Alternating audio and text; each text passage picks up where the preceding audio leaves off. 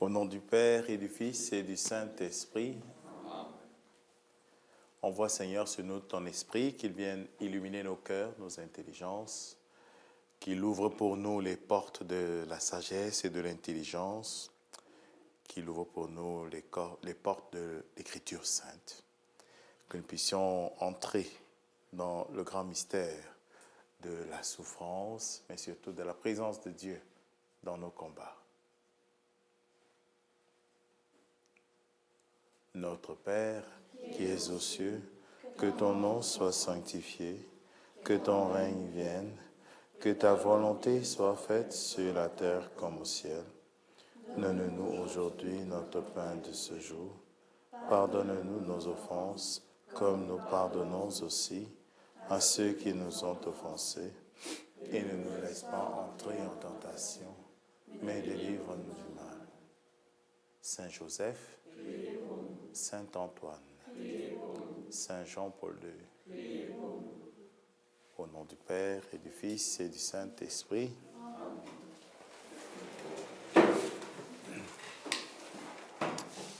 Aujourd'hui, c'est les 20 ans de la mort de Jean-Paul II. Alors, vous savez qu'en voilà un qui a souffert, pas à peu près. Il a beaucoup souffert. Donc, on va continuer à découvrir, plutôt rentrer dans le grand mystère qu'il y a dans le livre de Job, notamment la question de la souffrance. Nous avons vu l'introduction, ce moment assez curieux où on a l'impression que le sort de Job se joue dans une conversation assez banale entre Dieu et le diable. Ça se joue dans cette conversation assez simple, assez banale, mais où Dieu fait le pari sur Job. Dieu parie sur Job. Et il dit, le démon dit, ok, good, on va voir ça. Donc il va perdre tout ce qu'il a, y compris ses enfants. Donc, et puis il va aussi, jusque-là il reste fidèle à Dieu. Puis il va perdre maintenant, le démon va l'attaquer dans sa santé, dans sa chair. Et là, jusque-là, il va rester fidèle à Dieu. Alors, c'est là que nous allons essayer de rentrer maintenant un peu dans... Et là, il y a ses amis qui viennent et qui sont stupéfaits de ce qu'ils voient. C'est grande stupeur. Et alors, il reste plusieurs jours bouche bée devant le désarroi de leur ami. Alors, on va voir que c'est des amis assez spéciaux quand même. Ils vont, dans la conversation, ils ne vont pas vraiment toujours aider Job. Mais en tout cas, on s'est dit que Dieu nous donne des amis dans l'épreuve. Pour qu'on ne vive pas l'épreuve seul. Alors, il a l'avantage de n'avoir pas vécu l'épreuve seul, mais on va voir que ça va quand même être difficile. Vous savez, ces gens qui, quand ils sont autour de vous, ils sont plus un poids qu'une solution. Vous connaissez des gens comme ça. Ils n'arrêtent pas de parler, par exemple. Alors que toi, tu veux juste qu'ils se taisent. Ils sont là, leur présence est importante, mais ils n'arrêtent pas de parler. À un moment donné, Job va leur dire ça. On va citer ce passage. Il dit, dans certaines situations, le silence est sagesse. Voilà. Taisez-vous, quoi. C'est bien. En tout cas, nous allons voir aujourd'hui les questions existentielles qui vont se poser dans la conversation de Job avec ses amis. Donc, c'est vrai, on est frappé par la souffrance. C'est vrai que, alors vous avez remarqué, on a fait la différence entre cette théologie de la rétribution, qui voulait que si tu as des problèmes, c'est parce que tu as fait quelque chose. Mais si tu n'en as pas, si tu as la bénédiction, c'est parce que tu as bien agi. Et d'ailleurs, elle habite encore notre inconscient face à Dieu. Donc face à Dieu, nous savons, c'est que si tu agis bien, tu auras les bénédictions. Et si tu agis mal, tu auras des problèmes. Bon, jusqu'à là, c'est vrai d'ailleurs. Donc s'il vous plaît, n'agissez pas. Continuez à agir bien, c'est vrai. Le problème, c'est quand tu n'as rien fait de mal, et même, mieux encore, tu fais du bien, et puis tu n'arrives que des misères. Et c'est là que les questions commencent à apparaître. Donc, ça détruit le principe de la rétribution. Donc, je fais du bien, je suis une bonne personne. On décrit d'ailleurs Job comme une personne parfaite. C'est quelqu'un qui évite au maximum toute trace de mal dans sa vie. Bon, alors, mais comment les misères lui arrivent-ils? Alors, pour nous, ça pose question. Donc, on va voir par rapport à... Ça pose question sur le fait de... Et qui est responsable? Qu'est-ce qui se passe? Qui est responsable de ce qui m'arrive? Notamment quand j'ai un accident. Le principe d'un accident, c'est que c'est un désordre dans quelque chose qui allait bien, arrive un désordre. D'accord? Et en fait, c'est comme ça le mal. Le mal n'a pas de définition propre, il est toujours comme un désordre par rapport à un bien. Donc, qu'est-ce qui arrive qu'est-ce qui m'arrive? Qui est responsable de ce qui m'arrive? Et comment s'en sortir face à ça? Alors, mais, bonne question pour nous. Est-ce que nous sommes absolument sans faute?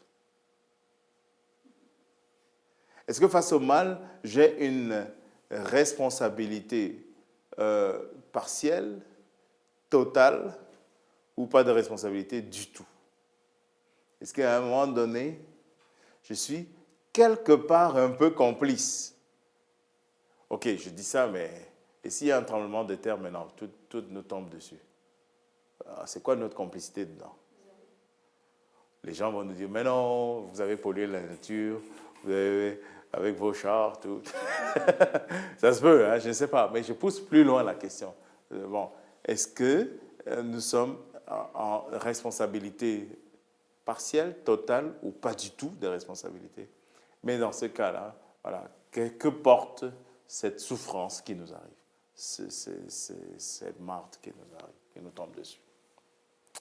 Des questions existentielles vont donc se poser, des questions difficiles. L'existentialisme athée va poser les mêmes questions, mais dans la perspective de l'absence de Dieu. Alors, vous savez que depuis Nietzsche, on a proclamé la mort de Dieu. Alors, la dernière fois, j'avais dit que mon frère a beaucoup travaillé dessus. Il faudrait que... Mais quand mon frère écrit, tu le lis à l'endroit, à l'envers, tu ne comprends pas tout. Là. Mon frère est philosophe. Mais il a beaucoup travaillé dessus. Donc, la question, c'est les mêmes questions qui se posent, mais dans la perspective de l'absence de Dieu. Donc, c'est-à-dire que, écoute, si il y a des problèmes qui t'arrivent, c'est que Dieu n'existe pas. Vous voyez? Mais nous, on dit, s'il y a des problèmes qui nous arrivent, où est Dieu? Et ils disent, conclusion, Dieu n'existe pas. Vous voyez? Donc, l'existentialisme athée va poser les mêmes questions, mais dans la perspective de l'absence de Dieu. Et elle conclut en général par le fait d'une humanité, d'un humanisme, donc un humanisme qui est inutile. Tu peux vivre, tu peux mourir, tu ne sers à rien.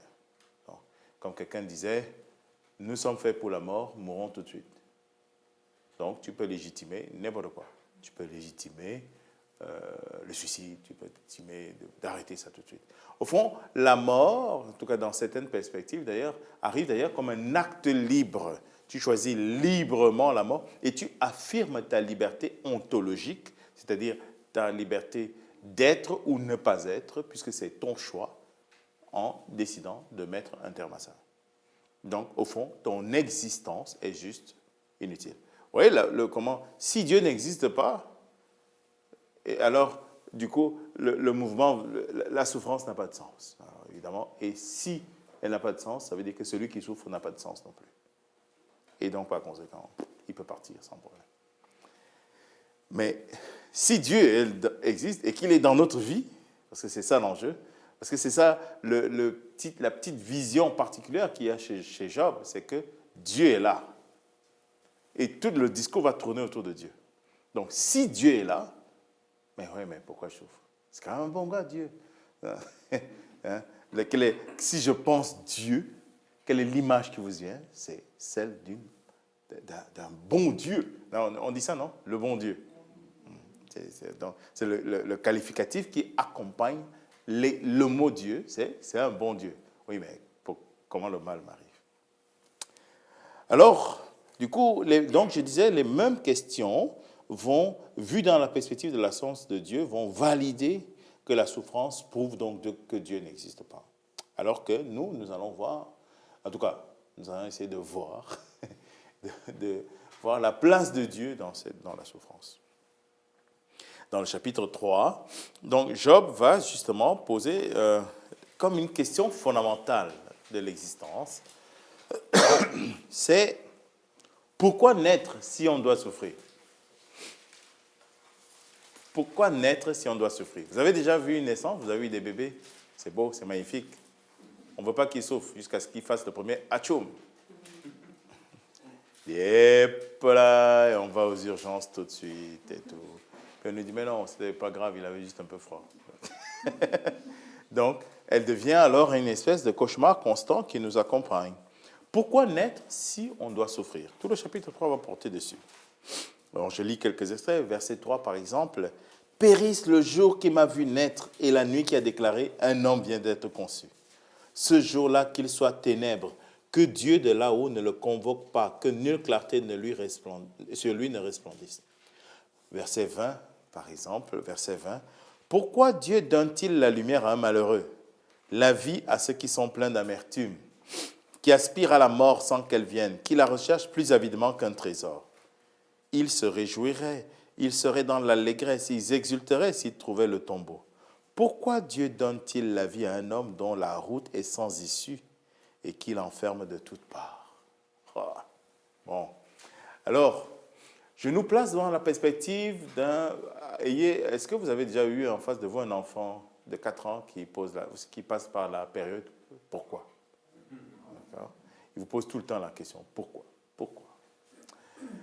Alors, nous allons voir avec la difficulté avec les questions existentielles, c'est qu'elles nous mettent souvent face à une impasse. C'est comme un pourquoi qui semble être une impasse parce qu'il faut on va essayer de redéfinir, ou plutôt reformuler ces questions d'une façon différente. Alors, peut-être, vous voyez, bon, je vous donne déjà la clé, on va sortir du pourquoi au pour qui. Voilà, passer du pourquoi au pour qui. Alors, mais dans la souffrance, nous sommes dans le pourquoi.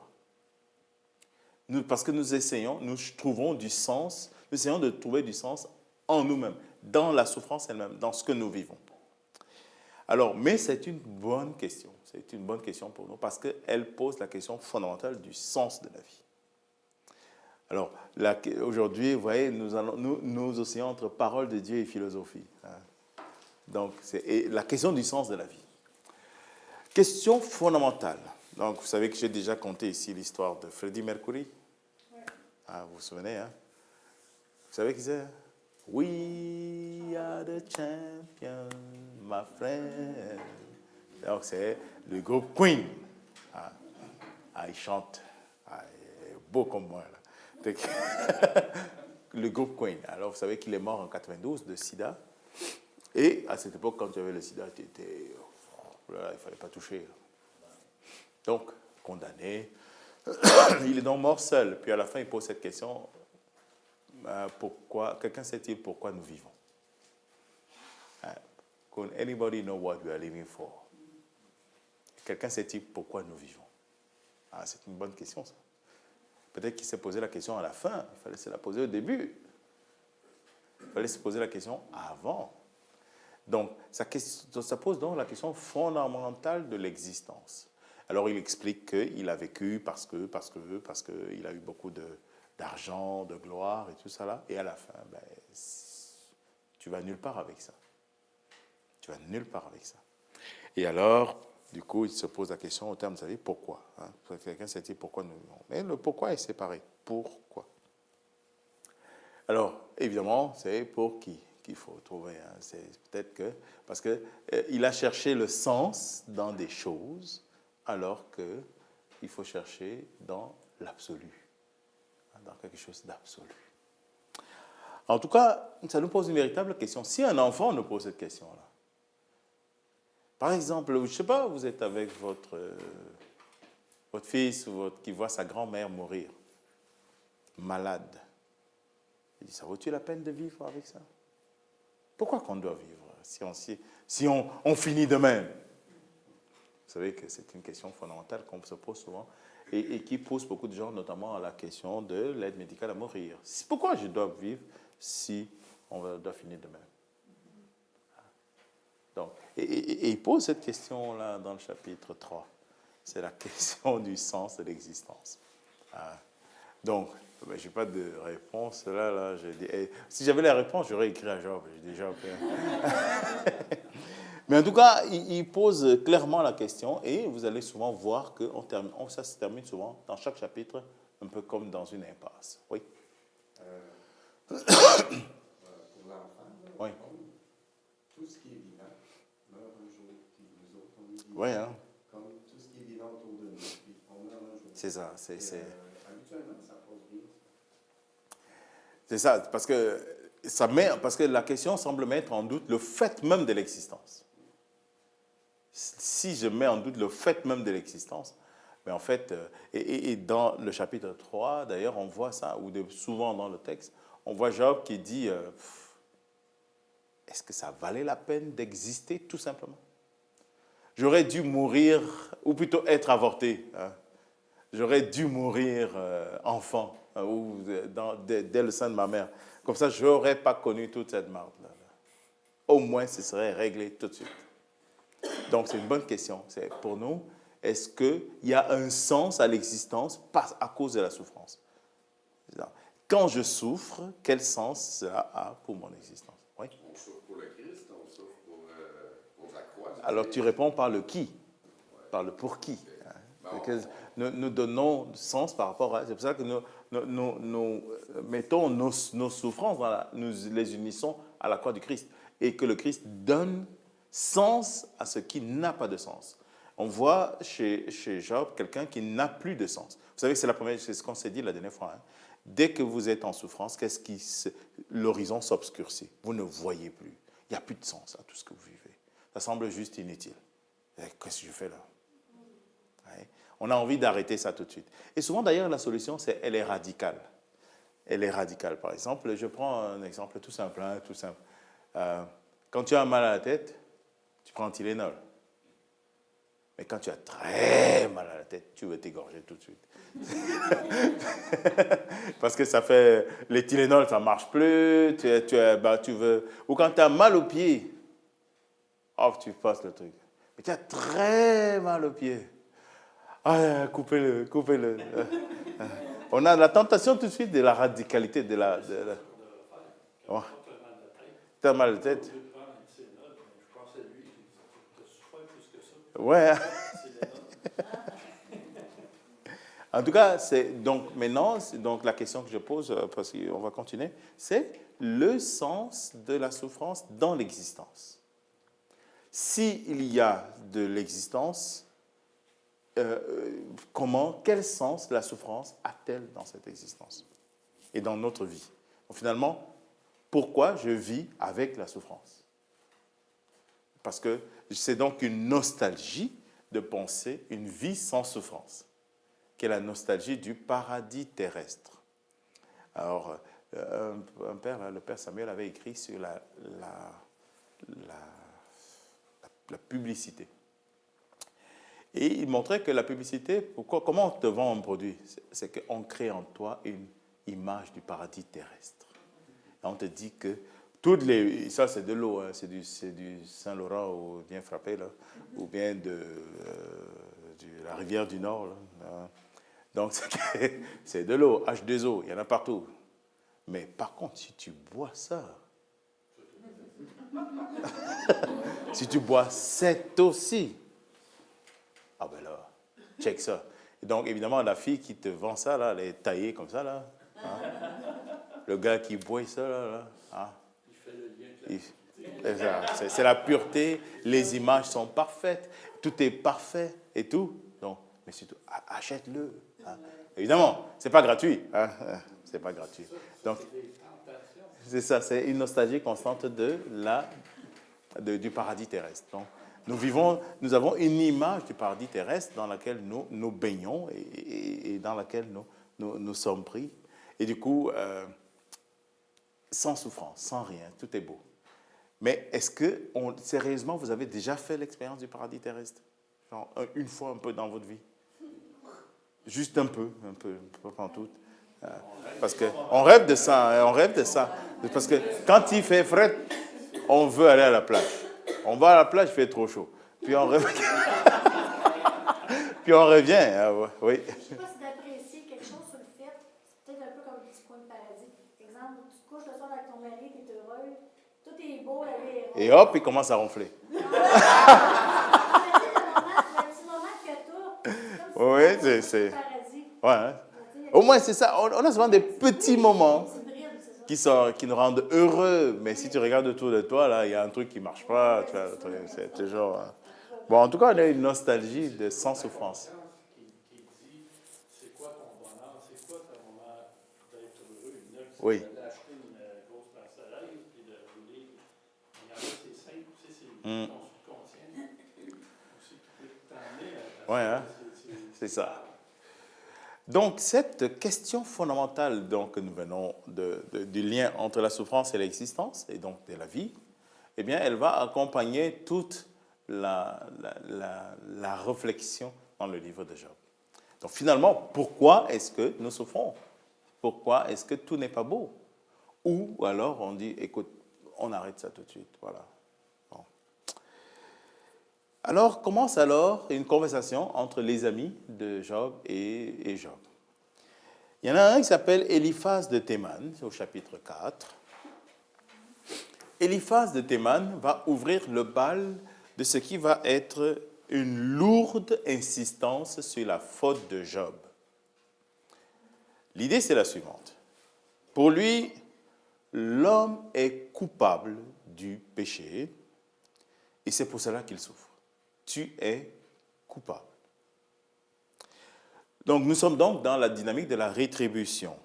La souffrance est une conséquence de la faute. Donc, en fait, l'idée, c'est de dire à Job, Job, check bien là, va chercher. Tu as fait quelque chose, ce n'est pas possible.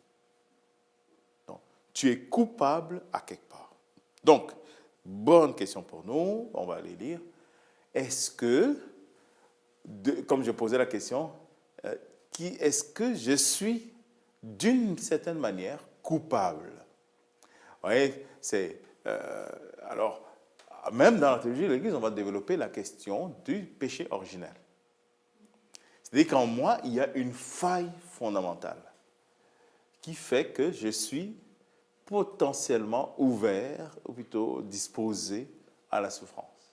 Puisque en moi, il y a une faille fondamentale. Que Saint Paul va dire, je veux le bien, mais je fais le mal que je ne veux pas. Et donc, dans mon être, il y a une division, une séparation. Donc, mais est-ce que Eliphaz de Théman parle de cette faille fondamentale? En tout cas, il est dans la perspective, en fait, plutôt de l'accusation. Tu es coupable face à Dieu, d'une façon ou d'une autre. Tu es coupable. Check bien, va chercher. Tu es coupable. Alors, c'est bon pour nous. Nous sommes dans la perspective où tu es coupable face à Dieu. Maintenant, si tu ne crois pas en Dieu, mais pourquoi tu as des problèmes? Donc, tu es coupable. Non, comme Dieu n'est pas dans ta vie, tu es coupable à quelque part. Donc, tu es responsable du mal en toi. Et donc, comme il n'y a pas de perspective, face à ta culpabilité, tu t'enfermes dedans et tu te condamnes toi-même. Et tu sombres dans l'angoisse. Oui, c'est dramatique cette affaire. Hein? Oui, de graves problèmes de conscience qui se posent alors. Alors, dans le chapitre 4, voyons quelques petits extraits, verset 2. Pardon. Allons-nous t'adresser une parole? Tu n'en peux plus. Mais qui pourrait garder le silence? Et en fait, Eliphaz de Théman est face à ce qu'il voit. Ils disent pas possible. Quelle marge, voilà. C'est incroyable. Qu'est-ce qui t'arrive, mon homme? Et là, verset 6, il commence à questionner Job. Ta piété n'est-elle pas ton appui? Ta vie intègre n'est-elle pas ton espérance? Il faut savoir que Job était un homme intègre. Donc, mais au fond, c'est dire, tu dis ça? C'est vrai ça? Verset 7, souviens-toi, quel innocent a jamais péri? Donc, il dit, attends, il n'y a pas d'innocent qui a souffert. Donc, tu es coupable quelque part. En quel lieu les hommes droits ont-ils disparu? Verset 16, si vous souhaitez. Quelqu'un se tenait là, inconnu de moi, une forme devant mes yeux, un silence, puis une voix s'est fait entendre. Le mortel aurait-il raison contre Dieu? L'homme serait-il pur devant son auteur? Ah, vous voyez, Eliman comment il s'appelle lui encore là? Enfin, j'ai toujours oublié son nom. Eliman de Patente là, de Eliphaz. Pourquoi je pense toujours à Eliman, Eliphaz? Donc, Eliphaz de Théman dit, tu es coupable. Alors, il introduit cette notion terrible de culpabilité qui, très rapidement, nous envahit lorsque nous sommes face à la souffrance. Donc, alors, je prends un exemple, mais par une souffrance qui est comme médiatisée. Puis, par exemple, je connais une dame, son enfant est mort en faisant du sport en France. Il est mort d'un arrêt cardiaque. Il avait 12 ans. Et lorsqu'on a fait l'autopsie, on s'est rendu compte qu'il avait une cardiomyopathie hypertrophique, le cœur gros, et puis, paf, son cœur a explosé en plein vol. C'est une maladie génétique. C'est ce que j'ai. C'est une maladie génétique. Alors, elle a dit, mais c'est moi qui ai transmis ça à mon enfant. Si c'est une maladie génétique, donc c'est moi la coupable.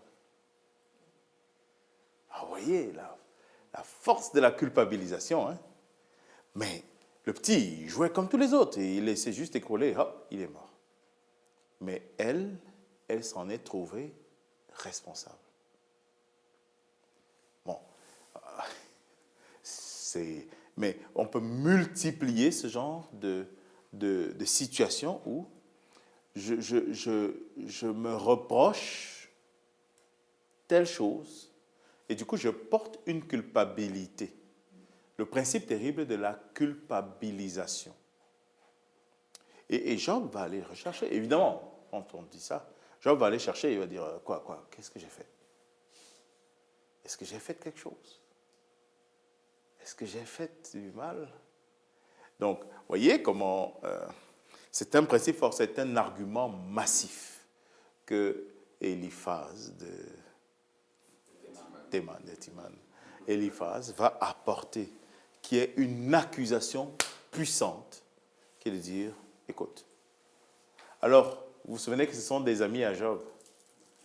Vous avez vu un ami qui arrive qui dit, écoute, au fond, il t'accable. Job va lui dire, vous êtes des piètres amis, mes amis. Là. Bon. Alors, dans le chapitre 5, alors si vous allez au chapitre 5, vous sautez au verset 17. Le même Eliphaz va dire, oui, heureux l'homme que Dieu corrige. Au fond, si ça t'arrive, c'est parce que Dieu te corrige. Évidemment, si tu as fait quelque chose. Si tu as fait quelque chose, c'est parce que Dieu te corrige. Dieu te purifie. Vous avez déjà entendu ce genre de choses? C'est dire, je souffre, mais est-ce que Dieu me purifie à quelque part? Bon. Attention, le truc, c'est que quand vous lisez Job et les amis de Job, en fait, on est d'accord avec. Parce que souvent, c'est comme ça que nous pensons. Mais dans ce principe-ci, c'est quand le mal, je n'en suis pas responsable. Je n'ai rien fait pour que le tremblement de terre fasse, et puis voilà, m'est tombé dessus. Ou je conduisais un camion, mais rentré dedans. Et puis, il y a eu toutes sortes de choses. Non? Je ne suis pas coupable de tout, mais pourtant, je vis des conséquences. Et lui, il dit non, tu es certainement coupable à quelque part. Et d'ailleurs, ce que tu vis, c'est que Dieu est sûrement en train de te purifier de quelque chose. Supporte, mon homme, supporte, ça va bien aller. Évidemment, quand on est accablé par la souffrance, tu commences à réfléchir, tu te dis, bon, écoute, peut-être qu'il a raison. Oui, face à ça, tu te fais toutes sortes de scénarios puisque tu rentres dans la culpabilité. Oui. Moi, j'ai compris une chose dans la vie, c'est que des fois, on souffre sans être responsable pour faire un tard pour accomplir quelque chose pour le prochain. Et la question va donc apparaître après, un peu plus tard, plus loin dans le texte. Je ne sais pas si on va arriver là aujourd'hui, mais Job va poser la question de la sagesse et de l'intelligence. C'est que, est-ce que ce que je vis, c'est parce que Dieu me révèle sa sagesse à quelque part. Donc, mais quand Éliphaz cherche plutôt, non pas la sagesse, mais il cherche un coupable, la source. Ouais, c'est différent. La sagesse, c'est là où Dieu te conduit. Éliphaz, lui, il est à la source. C'est toi le problème. Ça sort d'où, ça? Vous voyez la différence? Donc, verset 17 du chapitre 15, du chapitre 5. Oui, heureux l'homme que Dieu corrige. Ne va pas dédaigner la leçon du puissant. Verset 18. Car c'est lui qui blesse et panse la plaie. C'est lui qui meurtrit et dont les mains guérissent. Donc, Éliphaz dit, laisse Dieu agir, il va te guérir. Non, mais c'est toi qui es coupable. Évidemment, Job s'en défend. Il dit, là, j'ai rien fait. Là. Donc, chapitre 6, verset 24. Il dit, mais instruisez-moi alors. Dites-moi ce que j'ai fait. Instruisez-moi, alors je me tairai. Montrez-moi en quoi j'ai failli. Si alors, donc la question c'est, dans ce verset, c'est tout simple. Montrez-moi en quoi j'ai failli. Mais si je n'ai pas failli, si alors Job n'a pas péché, pourquoi souffrir? On revient alors à cette question fondamentale qui accompagne toute notre recherche. Pourquoi souffrir et quel est le sens de la vie avec la souffrance? Le chapitre 7 pose une bonne question. Attendez, je vais aller voir mon texte. Le chapitre 7, j'aime beaucoup le chapitre 7. On va essayer de faire une lecture de notre vie à la lumière de Job. Parce qu'à ce moment-là, Job arrive devant sa vie et dit, oh là là, c'est quoi vraiment ma vie? Quelle lecture j'ai de ma vie? Vraiment, la vie de l'homme est une corvée. Il fait des journées de manœuvre. Comme l'esclave qui désire un peu d'ombre, comme le manœuvre qui attend sa paye. Depuis des mois, je n'ai en partage que le néant. Je ne compte que des nuits de souffrance. À peine couché, je me dis, quand pourrais-je me lever? Le soir n'en finit pas. Je suis envahi de cauchemars jusqu'à l'aube. Ma chair s'est revêtue de vermine et de croûte terreuse. Ma peau se crevasse et suppure. Mes jours sont plus rapides que la navette du tisserand. Ils s'achèvent faute de fil. Vous avez déjà... Alors, vous vous souvenez du métro boulot dodo? Cette vie terrible dans laquelle nous sommes souvent enfermés. Donc, nous avons ces routines qui sont mortifères, qui nous tuent. Et puis, la semaine est passée, on n'a rien vu passer. Tu sais. Et puis, un mois est passé. On vient de se souhaiter bonne année. C'est pour ça que je souhaite bonne année tout le temps. Tu sais. On vient de se souhaiter bonne année, là, ça y est, on est déjà en avril, ne te découvre pas d'un fil. Donc, ça passe vite. Donc, verset 8, « Mes jours sont plus rapides que la navette du tisserand, ils s'achèvent faute de fil. Souviens-toi, Seigneur, ma vie n'est qu'un souffle. Mes yeux ne verront plus le bonheur. Je serai invisible aux yeux qui me voyaient. Tes yeux seront sur moi, mais je ne serai plus. Comme la nuée se dissipe et s'évanouit, celui qui descend au séjour des morts n'en revient pas. Il ne retourne pas dans sa maison, sa demeure ne la connaît plus. C'est pourquoi je ne peux retenir ma langue. Dans mon angoisse, je parlerai. Dans mon amertume, je me plaindrai. Et moi, suis-je la mer ou le dragon pour que tu postes une garde contre moi? Je me dis, le sommeil, il me consolera. La nuit apaisera mes plaintes. Mais alors tu m'effraies par des songes. Tu m'épouvantes par des cauchemars. J'en arrive à souhaiter qu'on m'étrangle, la mort plutôt que mes douleurs. Je suis à bout de patience, je ne vivrai pas toujours. Laisse-moi donc, mes jours ne sont qu'un souffle. Qu'est-ce que l'homme pour que tu en fasses tant de cas? Tu fixes sur lui ton attention, tu l'inspectes chaque matin, tu le scrutes à tout instant. Ne peux-tu cesser de me regarder le temps que j'avale ma salive? Si j'ai péché, en quoi t'ai-je offensé? Toi, le gardien de l'homme, pourquoi me prendre pour cible? Pourquoi te serais-je un fardeau? Ne peux-tu tolérer mes péchés, passer sur mes fautes? Me voici bientôt étendu dans la poussière. Tu me chercheras, mais je ne serai plus. Donc d'abord, deux choses dans ce chapitre 7 qui est étonnant. Hein, c'est une lecture de notre condition. C'est une lecture très réaliste de notre condition, de le train-train quotidien qui file, qui passe vite et qui est comblé de tas de choses. Alors, je ne sais pas si vous êtes comme moi, mais il y a des jours où j'attends juste d'être tombé dans mon lit, quoi. Puis j'arrive dans mon lit, puis après je m'endors plus. Et puis c'est ça, à 3 heures du matin, tu as les yeux ouverts, bon, moi, puis je vais lire le pape, tu sais. Et puis à 5 heures, là, tu commences à t'endormir. Non, lève-toi là, man. C'est fini. Et quand tu te réveilles, tu es fatigué. Alors tu te shootes au café. Allez, Hawaï, un café, 2 cafés. Allez, c'est parti, 3 jus de fruits, c'est parti, tu es shooté, tu pars au combat de la vie. Mais tu es fatigué toute la journée. Donc, et puis, tu attends le soir. Non, je vais me reposer chez nous. Et puis, tu arrives le soir, c'est exactement la même chose. Donc, y a-t-il un sens à tout ça? Y a-t-il un sens à tout ça? Alors, pour nous, c'est une bonne question. Je pose souvent cette question par rapport à l'espérance. Donc, y a-t-il de l'espérance à vivre comme ça? C'est-à-dire que c'est vers quoi vas-tu? Vers qui vas-tu? Vers quoi est orientée ta vie? Qui fait que demain, tu vas te dire, je vais me lever encore, je vais essayer. Parce qu'à un moment donné, j'aimerais ça souvent, c'est pour ça qu'on a des jours de vacances, c'est de dire, aujourd'hui je ne me lève pas. Hein. Mais il y a des personnes qui n'ont pas de jours de vacances. Il n'y a pas un jour où ils se disent, non, aujourd'hui je ne me lève pas, je reste couché.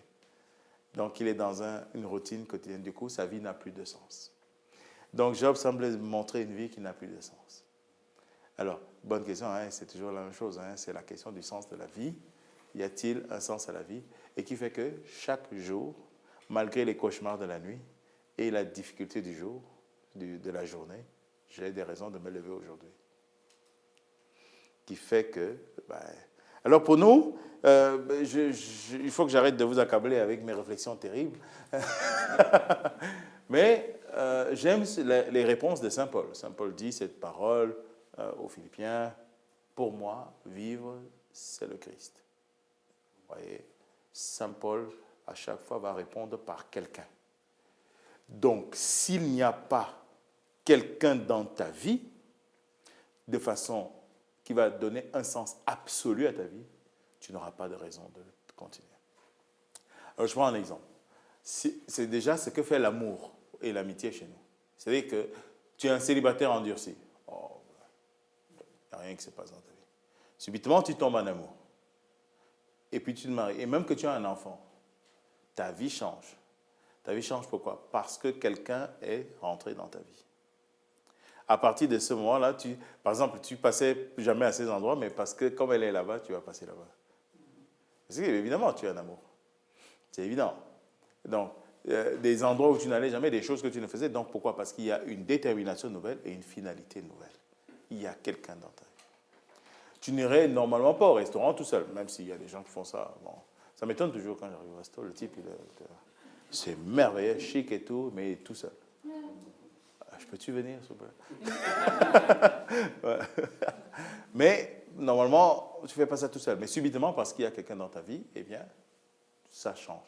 Il y a, comme je disais, 2 choses. Une détermination nouvelle, une finalité nouvelle. Mais toi et moi, on peut être déçus. Je pensais qu'il était le plus beau. Mais non, c'est pas le plus beau. Je pensais qu'elle était ceci. Donc, elle n'est pas conforme à l'image que tu t'es faite, tu es déçu ou tu as été blessé par toutes sortes de choses. Donc, les hommes, aussi absolus que puisse être une relation, une personne, la personne n'est pas parfaite. D'accord? Elle porte... Mais Dieu, lui, apporte cette perfection. Normalement, on n'est pas déçu par Dieu, puisqu'il est là pour nous. Il est toujours là pour nous. Jésus est toujours là pour nous. Et alors, c'est pour cela que Saint Paul va dire, pour moi, vivre, c'est le Christ. Donc vous avez remarqué qu'il s'est écrit vivre. Donc, c'est un acte constant. Ce n'est pas ponctuel. Ce n'est pas un moment où il dit, pour moi, aujourd'hui, bon, c'est Jésus. Demain, on verra. Non, c'est tout le temps. Donc, chaque acte est vécu avec le Christ. Chaque moment est vécu avec le Christ. Et donc, il sait pourquoi il se lève le matin. C'est pour le Christ. Il sait pourquoi il va se battre aujourd'hui. C'est pour le Christ. Il sait pourquoi est-ce que avec sa famille, ça ne va pas, mais il continue de s'en occuper. C'est pour le Christ. Tout est vécu pour le Christ. Parce que le Christ lui donne la récompense éternelle. Vous voyez, c'est là que Job est comme face à une impasse. Et qui continue de poser la question pourquoi? Parce que Job a besoin de trouver pour qui. Pour qui? Qui va faire que la nuit remplie de cauchemars, ben là, je vais me lever quand même le matin parce que ça me renouvelle sans cesse. Et l'espérance me renouvelle sans cesse. Ça va, ça? La lumière, ça réveille, mais Hydro-Québec, ça réveille. Tu te lèves le matin. Peux-tu dormir aussi? Bon. Alors, le chapitre 7, il est intéressant. Non, le 7. Bon. Le chapitre 8, un autre ami, donc le premier c'était Eliphaz de Théman. Maintenant, c'est Bildad de Shua. Ils en ont des noms. C'est le nom que vous donnez à votre fils. Bildad de Shua. Il va insister sur cet argumentaire de son ami Eliphaz. Job ne peut absolument pas affirmer qu'il n'est pas coupable d'aucune faute, alors qu'il est en train de souffrir. Vous voyez, la souffrance est forcément, dit Bildad, la faute, la conséquence de la faute de l'homme. Alors, je me suis posé la question, pourquoi ces amis sont enfermés dans cette logique? Pourquoi sont-ils enfermés dans la logique de cette théologie de la culpabilité, en fait, de la rétribution? Il se peut qu'il y ait une tendance chrétienne qui nous enferme encore dedans. Je crois aussi que on a appelé ça, le jansénisme a enfermé, je vais expliquer, le jansénisme a enfermé beaucoup de nos chrétiens dans cette dynamique. Le jansénisme consistait à dire, Sainte Thérèse de l'Enfant, Jésus a souffert un peu de ça. C'était de dire, Dieu est saint, il est tellement saint, mais moi je suis pécheur, entre lui et moi, il ne peut pas y avoir de commerce. Donc, vous savez que Sainte Thérèse ne communiait pas tous les jours. Non, parce que c'était l'époque où il fallait être tellement saint pour prétendre à la communion. Donc, on multipliait les actes de purification, d'autopurification, les pénitences de toutes sortes. Moi, j'ai fait ça quand j'étais enfant. On marchait, on mettait des cailloux dans nos souliers. On faisait pénitence. Le soir.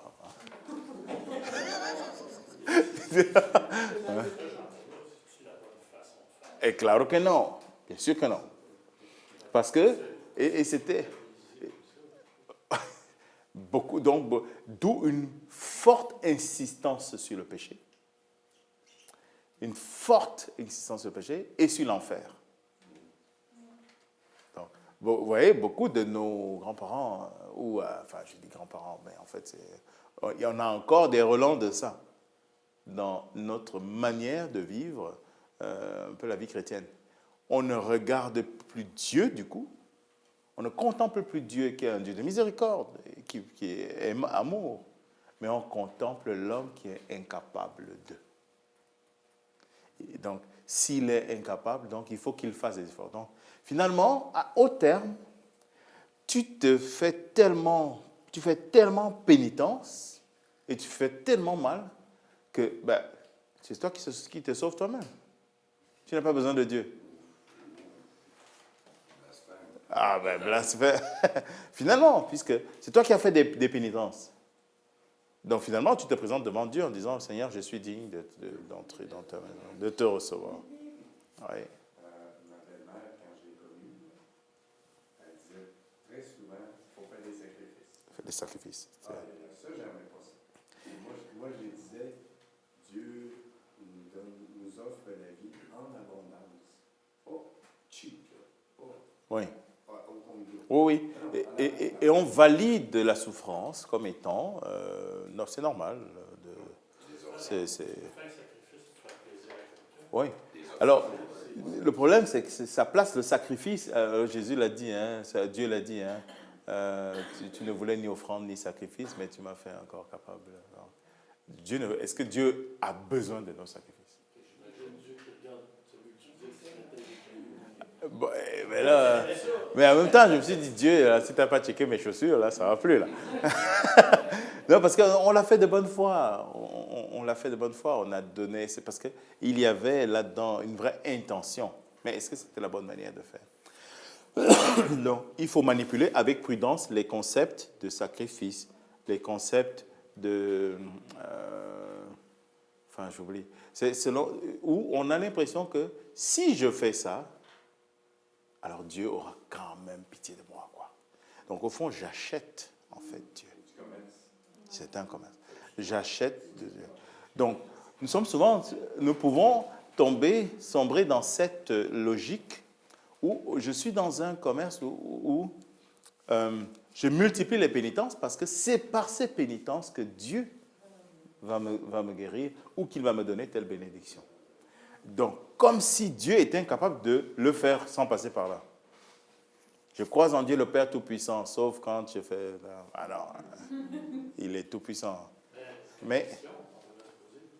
Qu'est-ce qu'on peut faire pour qu'il soit fier? Bonne question. Alors, c'est l'évangile de jeune homme riche. Tu as posé la question de l'évangile du jeune homme riche. Je vais trouver... Est-ce que quelqu'un peut trouver ça pour nous, le jeune homme riche? Bon maître, que dois-je faire pour avoir en héritage la vie éternelle? Observe les commandements, dit Jésus. Et il dit, oui, mais tout ça, je l'ai fait depuis ma jeunesse.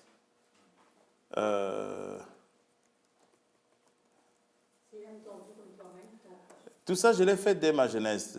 Que me manque-t-il encore? C'est dans Marc au chapitre 10. Est-ce qu'on peut regarder ça rapidement? J'ai fait un commentaire dessus avec les jeunes l'autre jour. Marc chapitre 10.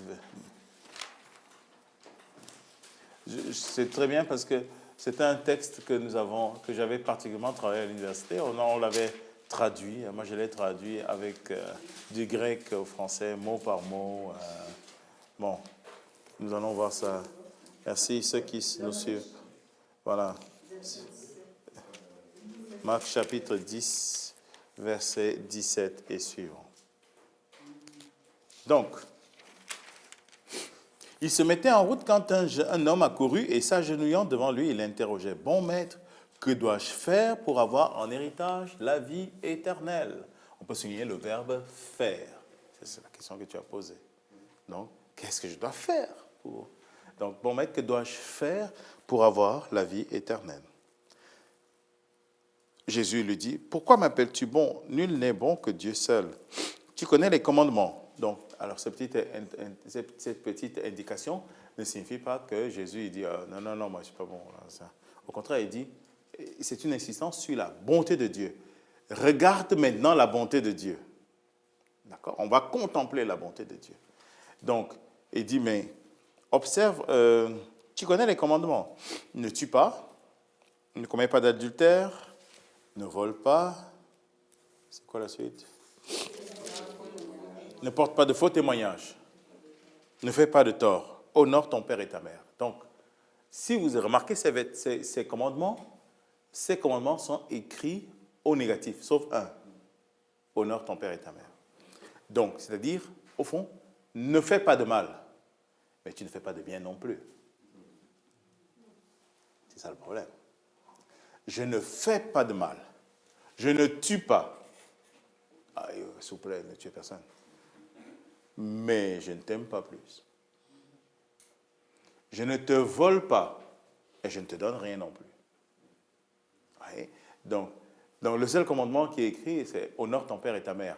Suffisamment vague pour que toi et moi, on l'interprète comme on veut. Bon, vous voyez, Jésus le met d'abord face au commandement. Applique les commandements. Ce que j'aime dedans, c'est qu'il dit « Hey, Jésus, mais maître, lui dit-il, tout cela, je l'ai observé dès ma jeunesse. » C'est vraiment un bon gars. Donc, il a observé tous les commandements depuis sa jeunesse. C'est vraiment un bon gars. Mais avec la limite. Ce n'était pas un méchant, mais est-ce que c'était un bon gars, un parfait? Ce n'était pas un méchant, mais est-ce qu'il était parfait? Donc, il a fait des choses, mais maintenant, on va voir le déplacement que Jésus va lui faire faire. Alors, Jésus fixa sur lui son regard et l'aima. Quel est le mouvement que Jésus fait? C'est d'abord rentrer en lui-même. Il faut laisser Dieu rentrer en lui et l'aimer. Alors maintenant, à partir de ce moment, il doit rentrer dans une attitude plus réceptive. Faire, c'est aller à la conquête de. C'est toi qui as l'initiative. Se laisser aimer, c'est toi qui reçois. C'est Dieu qui a l'initiative. Ouais. Donc la perspective change. Au fond, Jésus est en train de le dire, maintenant, laisse Dieu t'aimer. Laisse Dieu t'aimer et suis Dieu qui t'aime. Mais il y a une condition. Il y a une condition pour ça. Il lui dit, une seule chose te manque, va, ce que tu as, vends-le et donne-le aux pauvres, et tu auras un trésor dans le ciel. Puis viens, suis-moi. Donc, va, débarrasse-toi de tout ce qui n'est pas l'amour de Dieu. Parce que l'avoir, on ne précise pas ce que c'est cet avoir. Il avait de grands biens. C'était des biens financiers, des biens... Parce qu'en plus, c'était un homme bien élevé quand même. Donc, il avait une bonne morale, une bonne éducation, une bonne famille. Il était bien. C'est peut-être parce qu'il se concentrait trop sur ses biens. Voilà. Du coup, il a oublié l'auteur de ses biens. L'auteur de ses biens, ce n'est pas lui, c'est Dieu. Donc, il s'attache donc à ce qu'il a, et parce que c'est ce qui est le fruit de ce qu'il peut faire, mais il passe à côté de Dieu qui est à côté de lui et dit, écoute, il ne s'agit plus de faire, mais il s'agit de se laisser faire. De se laisser attirer par Dieu. Si on était dans un cours de théologie, j'allais faire un petit... C'est la différence entre la théologie d'un certain Pannenberg, était doyen de la faculté de théologie protestante à Fribourg, en Suisse, et puis Thomas d'Aquin. Pannenberg dit, le point de départ de la théologie, c'est l'homme qui monte vers Dieu. Thomas d'Aquin dit l'inverse. Le point de départ, c'est Dieu qui aime en premier l'homme et qui descend vers lui. Pour lui, la vie chrétienne est d'abord un don de Dieu et non pas un acte de l'homme vers Dieu. Ouais. Donc, on est allé un peu loin, hein? Mais c'est dans la Bible, ça aussi. Pardon? Dieu dit quelque part dans la Bible, je sais pas où, là, je t'ai aimé le premier. Je t'ai aimé le premier. Dieu nous a aimé le premier. Donc, vous voyez, dans cet homme est dans la dynamique de « je me sauve », en fait. Ce jeune homme est dans la dynamique de « je me sauve », au lieu de laisser Dieu le sauver. Ouais.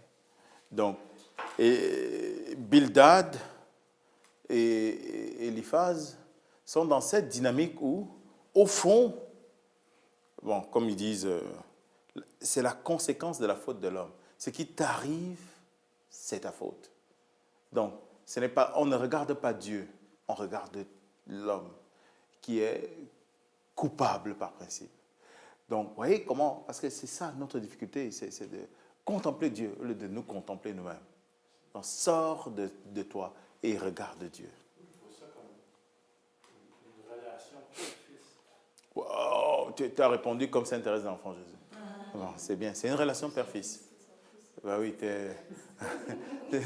c'est une relation père-fils. Sainte-Thérèse a compris une chose. Sainte-Thérèse, c'est pour ça que j'ai dit qu'elle a vécu dans le jansénisme et qu'elle a émergé du jansénisme. Lorsque Sainte-Thérèse ose dire que Dieu est son père, c'était une révolution à l'époque. Et donc, Thérèse a compris une chose, c'est que Dieu est son père et elle est sa fille, c'est tout. et qu'il y a une relation père-fille. Et que la relation père-fille, normalement, elle n'est pas compliquée. C'est pas, elle n'est pas dit non, fais d'abord telle pénitence. Non, on donne tout parce qu'on aime, c'est tout. Ouais, hein? L'esprit de famille.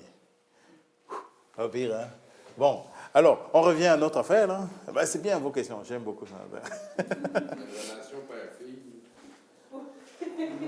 Bon, père, il a 2 filles. Mais ouais, c'est ça. Hein? Alors, si vous regardez dans le texte, nous sommes au chapitre 8, si vous regardez dans le texte, de temps en temps, les amis de Job vont un peu le brasser en disant, « Quoi? Tu oses défier Dieu? Tu oses ne pas reconnaître que tu as péché? » Alors, verset 2 du chapitre 8, « Vas-tu longtemps encore tenir de tels propos et donner libre cours à ce vent de paroles? Dieu peut-il fausser le droit, le puissant fausser la justice? Si tes fils pêchent contre lui, il les livre au pouvoir de leur crime. Quant à toi, si tu cherches Dieu, si tu le supplies, le puissant, si tu es honnête et droit, alors il veillera sur toi et rétablira ta demeure dans la justice. Ta condition ancienne sera peu de choses au regard de la nouvelle. » Voyez? Donc, Bildad continue, au fond, il enfonce le clou. Il enfonce le clou et dit, mais regarde-toi. Ce qui est très intéressant, c'est que dans cette situation, personne ne regarde Dieu. Tout le monde regarde l'homme et son combat et sa faute. Regarde Dieu. Dans le chapitre 9, Job se défend encore d'avoir péché, mais d'une manière qui est très belle, en s'en remettant tout simplement à la grâce de Dieu. Il fait appel à la grâce du véritable juge. Verset 2 du chapitre 9. En vérité, je sais bien qu'il en est ainsi. Comment l'homme pourrait-il avoir raison contre Dieu? Verset 3. Si l'on s'avise de discuter avec lui, on ne trouvera pas à lui répondre une fois sur 1000. Il est plein de sagesse et d'une force invincible. On ne lui tient pas tête impunément. Et moi, je prétendais lui répliquer? Je chercherais des arguments contre lui? Mais si j'ai raison, à quoi bon me défendre? Je ne puis que demander grâce à mon juge. Même si je suis juste, ma bouche me condamne. Innocent, elle me déclare pervers. Suis-je un homme intègre? Je ne sais plus moi-même. Vivre me répugne. C'est tout un, je l'ai bien dit, il extermine pareillement l'homme intègre et le criminel. Donc, en s'en remettant à la grâce de Dieu, qui est le seul juge, donc maintenant, Job continue de poser la même question. Mais comment comprendre qu'au fond, l'homme intègre et l'homme innocent souffrent pareil? Alors du coup, ça plombe Job dans le dégoût et l'amertume de la vie. Alors, ça se discute beaucoup. Job, finalement, est-il pas parfait, pas aussi parfait que ça, là? Vous avez remarqué que depuis qu'on lit ça, là, il chiale beaucoup, quand même. Quand même. Donc, il peut y avoir une perfection dans laquelle, si on s'enferme dedans, qui est le fruit de nos efforts, si on s'enferme dedans, elle devient la source de notre imperfection. C'est très paradoxal. Alors, bon, je prends aujourd'hui, on fête la mort de Jean-Paul II. Jean-Paul II avait dit ça dans l'encyclique sur la miséricorde. Il avait dit, à force d'être un homme parfaitement, une personne parfaitement juste, on tombe dans l'injustice. D'accord? Pourquoi? C'est parce qu'elle est sans jugement. La justice tient compte de la misère des gens. Elle tient compte des problèmes des gens. Elle est circonstanciée. Job est donc un homme, certes parfait, mais dans l'épreuve quand même, il questionne souvent Dieu. On a l'impression qu'il ne se prive pas de chialer quand même, et de questionner bruyamment Dieu. Bonne question. Est-ce qu'on a le droit de chialer contre Dieu?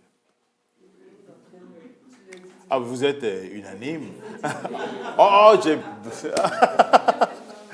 Au moins, il y en a qui écoutent l'homélie. C'est bon. Donc, c'est ça.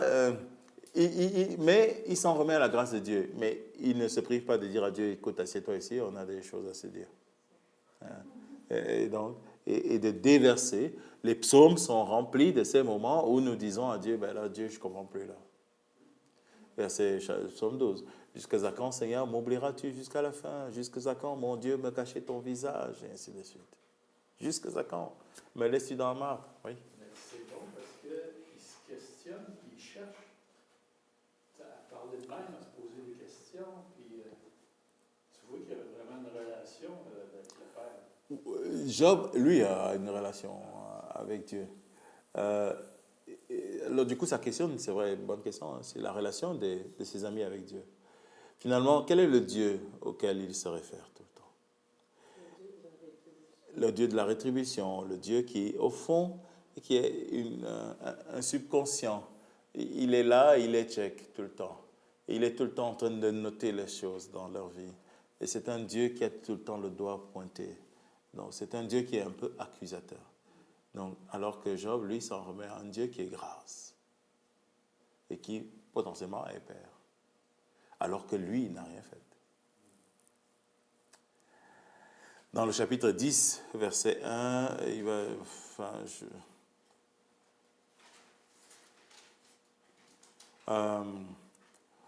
bon, c'est les dégoûts de la vie de Job. Bon, la vie me dégoûte. Je vais donner libre cours à ma plainte. D'un cœur amer, je parlerai. De cette amertume jaillit un questionnement à Dieu qui n'est pas un manque de confiance. Verset 2. Je dirai à Dieu, ne me condamne pas. Fais-moi connaître tes griefs contre moi. Est-ce un bien pour toi d'opprimer, de renier l'œuvre de tes mains et de favoriser les intrigues des méchants? As-tu des yeux de chair et ton regard est-il celui des humains? Tes jours sont-ils comme les jours d'un mortel et tes années comme celles d'un homme, pour que tu recherches mon crime et que tu enquêtes sur mon péché? Et ainsi de suite. Donc, vous pouvez lire jusqu'au verset 9. Alors Dieu, la question c'est, qu'est-ce que signifie cette manière de fonctionner avec moi? Voilà.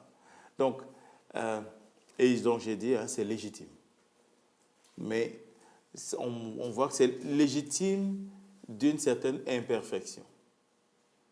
Mais de cette imperfection qui nous tend vers la perfection, puisqu'elle nous tourne vers Dieu. Ce n'est pas de cette perfection absolue qui nous tourne vers nous, dans laquelle les amis de Job sont en fait enfermés. Sophar, voilà un autre. C'est un sophar, lui. Sophar de Naaman prend la parole pour continuer à accabler Job, toujours sur la culpabilité. Il a un marre, Job, ça va être quelque chose. Et même en le menaçant, un tel flot de paroles restera-t-il sans réponse? Nous sommes au chapitre 11.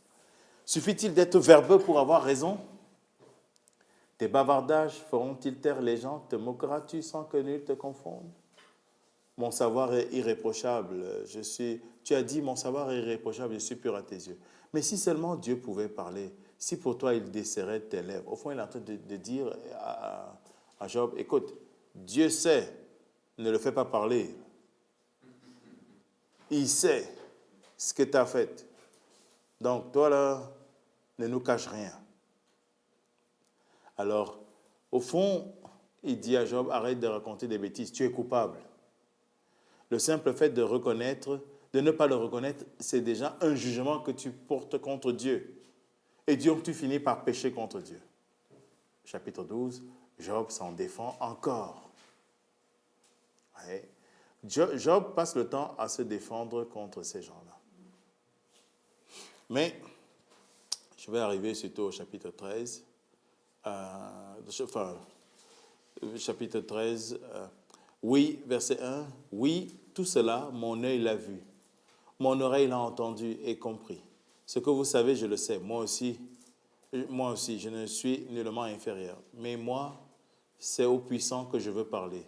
C'est contre Dieu que je veux récriminer. Donc, il dit à ses amis, écoutez, je ne récrimine pas contre vous. C'est à Dieu que je parle. Vous, verset 4, vous n'êtes que badigeonneurs de mensonges, guérisseurs de néant. Verset 5, ah, si seulement vous gardiez une bonne fois le silence, il vous tiendrait lieu de sagesse. Ah, j'aime beaucoup. Gardez le silence, il vous tiendrait lieu de sagesse. Vous voyez, ça a l'air, c'est une belle parole, j'aime beaucoup ça. C'est la force du silence. On néglige la force du silence face à la souffrance. Tout simplement, tais-toi, quoi. C'est tout. N'essaye pas d'expliquer. l'autre la source de ses problèmes.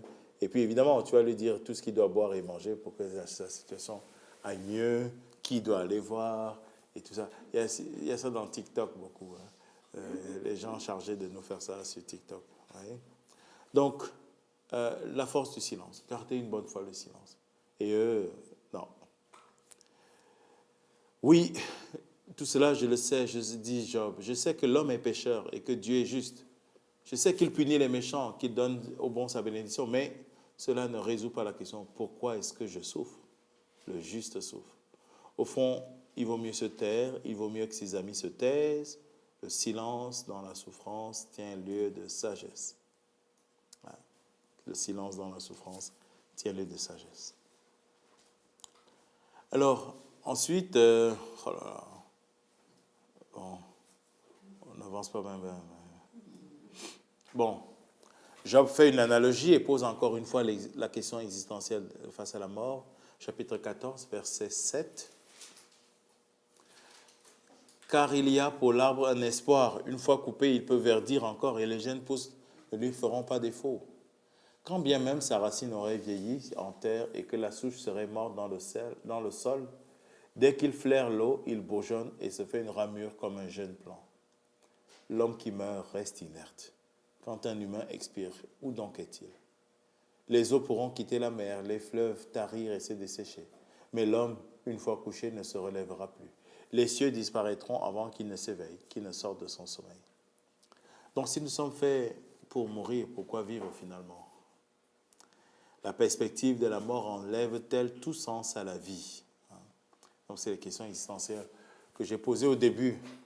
Donc un peu comme ceux qui disent, si nous sommes faits pour la mort, si nous allons mourir, mourons tout de suite. Il faut arrêter ça tout de suite. Non. Alors, et puis au chapitre 15, Eliphaz de Théman va procéder par la menace pour accabler Job et le forcer à reconnaître son péché. Et même qui va se placer en défenseur de la cause de Dieu. Alors, mais par contre, on va sauter ça.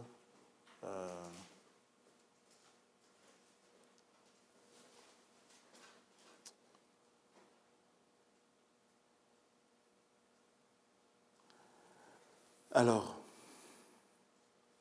dans le chapitre 16, c'est certainement une des plus belles espérances de Job. Job prit la parole et dit, que de fois ai-je entendu de tels propos?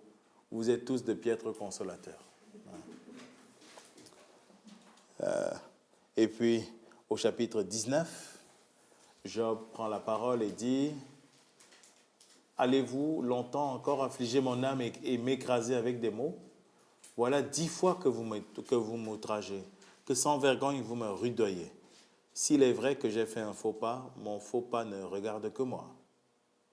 Si vraiment, avec moi, vous le prenez de haut et me reprochez mon déshonneur, sachez alors que c'est Dieu qui a violé mon droit et qui m'a pris dans son filet. Puis il affirme vers la fin du chapitre, verset 25, « Moi je sais, moi, que mon Rédempteur est vivant, que le dernier, il se lèvera sur la poussière. Et quand bien même on m'arracherait la peau de ma chair, je verrai Dieu. Je le verrai, moi en personne. Et si mes yeux le regardent, il ne sera plus un étranger. Mon cœur en défaille au-dedans de moi. » C'est certainement le plus beau passage de l'espérance de Job et la confiance qu'il a en Dieu.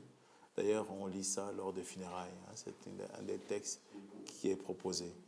Donc, au fond, il dit, écoutez, même si je suis pris en défaut, mon but, c'est de ma chair, je verrai Dieu. Mes yeux sont faits pour voir Dieu. Au fond, c'est le problème, mon péché, il ne regarde que Dieu et moi. Même si c'est la vérité. Et mon désir, c'est de voir Dieu. Voilà. Et Dieu fera tout pour que je le voie. D'ailleurs, mon cœur est déjà prêt en moi. Il défaille en moi, au-dedans de moi, rien que dans la perspective de penser que je verrai Dieu. Maintenant, au chapitre 21, Job pose une autre question existentielle. Verset 2. Écoutez mes paroles et que s'arrêtent là vos consolations. Supportez que je parle à mon tour et quand j'aurai parlé, tu pourras te moquer. Est-ce d'un homme que je me plains? Pourquoi dès lors ne perdrai-je point patience? Tournez-vous vers moi, soyez stupéfaits, mettez la main sur la bouche.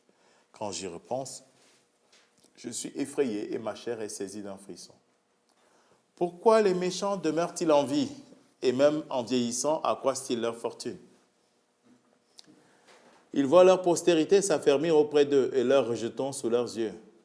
Leur maison en paix ignore la peur. La férule de Dieu les épargne. Donc, alors, bonne question. Qu'est-ce que vous répondriez à Job? Pourquoi les méchants? Vous n'avez pas remarqué ça? C'est toujours les bonnes personnes qui meurent vite. Et c'est les méchants qui... Le type, il n'a même pas un rhume, tu sais. Il ne tousse pas pendant tout. Là. Lui, il est en super forme. Les méchants... et même, tu as l'impression que leur fortune, ça s'accroît. Ils ont plus d'argent. Ils ont plus de... Ouais. Hein? Ça... Hein? Ils ne sont pas à l'abri de la mort, mais ils ne meurent pas. Hein? C'est ça le truc. Dieu rappelle à lui les siens. Dieu rappelle à lui les siens. Alors, ça, c'est une bonne consolation. Mais le type il est toujours là-bas, là. Ouais, bonne question. Parce qu'il rappelle les bons. Il rappelle les bons. Il les bons avec lui. Faut qu'ils ne se pervertissent pas. Hein? Ceux qui sont mal commodes, ils ne peuvent pas les avoir tout de suite. En tout cas, c'est une question assez étonnante. Hein. J'avoue que toute la journée, je me disais, mais qu'est-ce qu'il faut répondre à Job, là? Qu'est-ce que vous pouviez répondre à Job? La justice n'est pas de ce monde. Oui. Jésus a dit, les méchants, ils ramassent le trésor sur la terre, puis ceux qui souffrent, ils vont ramasser le trésor dans le ciel. C'est pas faux. Ben oui, c'est au ciel que le discernement se fera. Au fond, c'est un peu l'histoire de Lazare et le riche. Ouais. Parce que tous les deux, ils finissent par mourir. Lazare meurt, puis on nous dit que les anges l'amènent auprès de Dieu. Puis on nous dit que le riche, il est mort aussi. Je crois qu'il n'avait pas prévu qu'il allait mourir, le riche. Puis on nous dit qu'on l'enterra, c'est tout. Alors que l'un monte, l'autre, on l'enterre. Mais c'est vrai que ça pose une question. Et ça semble choquer. Ça semble, de la manière à laquelle Job questionne Dieu, ça semble choquer. Il dit, comment ça, les mauvais, ça vit longtemps. Et puis, leurs affaires marchent. Et vous savez que ça a habité beaucoup le cœur de plusieurs saints. Sainte Thérèse d'Avila qui disait, ben là, si c'est comme ça que tu traites tes amis, ben là, ça ne t'étonne pas d'en avoir si peu. Oui. Je pense qu'il donne une chance de se repenser. C'est certainement ça. Du côté de la sagesse de Dieu, il leur donne une chance de... Peut-être que s'ils vivent plus longtemps, c'est pour leur donner et dire, ah ouais, réveille mon homme, réveille, là, change un peu. Et là, c'est... Des épreuves qui sortent ton âme. Oui. C'est pas la vie, la finalité. C'est pas cette vie-ci, la finalité. Elle est un passage. En tout cas, c'est une question importante. Parce que, vous voyez, nous essayons, dans toutes ces questions existentielles, nous essayons de visiter tout ce qui peut choquer en moi la foi et la confiance en Dieu. Oui. Je pense qu'il y a une injustice de façon. Ma grand-mère, 97 ans, tombe, se brise la hanche. Elle va à l'hôpital, finit la tête. Le fils de ma tante, qui la gardait, qui gardait sa mère, 18 ans, se tue d'un accident de moto. Oui. Elle garde sa mère qui est Alzheimer, puis son fils décède. Comment vous annoncez? Comment vous vivez ça? Comment vous vivez Cette contradiction existentielle. l'existence? Voilà. C'est vrai. On comprend le trouble de Job. Et tout ça questionne, tout ça nous trouble. Comment ça? Il est comme un boxeur qui mange des coups, qui se relève tout le Il se relève tout le temps, il mange un coup, il mange un coup. À un moment donné, il dit, ouais. Bon. Alors, Incompréhensible. c'est ça. Alors, Job, au chapitre 24, dans le chapitre 24, il va exploser sa colère envers Dieu, qui laisse le méchant prospérer. Mais il va quand même, au chapitre 24, se poser la question de la sagesse. Et là, tu te souviens, au fond, les épreuves nous enseignent-elles quelque chose? Finalement. Parce que jusque-là, on a brassé Dieu, on s'est énervé contre lui, on a dit tas de choses, mais avons-nous appris quelque chose? Voilà. Donc, chapitre 24, verset 12. Mais la sagesse, où la trouver? L'intelligence, quel est son lieu? L'homme n'en connaît pas la valeur. Elle ne se trouve pas sur la terre des vivants. L'abîme a dit, elle n'est pas en moi. Et la mer a déclaré, elle n'est pas chez moi. Mais la sagesse, où la trouver? L'intelligence, quel est son lieu? Elle a été cachée aux yeux de tout vivant et dissimulée à l'oiseau du ciel. C'est 28? Oh, 28, ok. Catastrophe.